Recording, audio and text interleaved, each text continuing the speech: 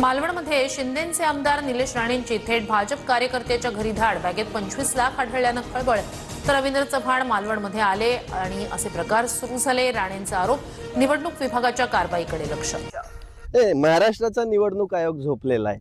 आचारसंहितेमध्ये 10,000 वाटले तरी इथल्या निवडणूक आयोगाला जाग येत नाही, कारण ती स्वायत्त संस्था झाली नाही तर ती रखेल झाली आहे, इथल्या सत्ताधाऱ्यांच्या दावणीला बांधलेली.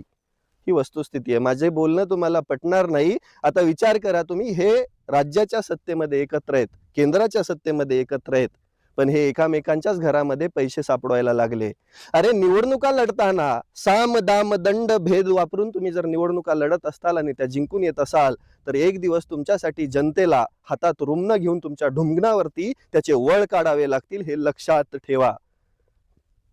लोकशाही याला म्हणत नाहीत. लोकशाहीची पायमल्ली रोज होत असताना सामान्य माणूस फक्त बघून घेतोय. हीच खूप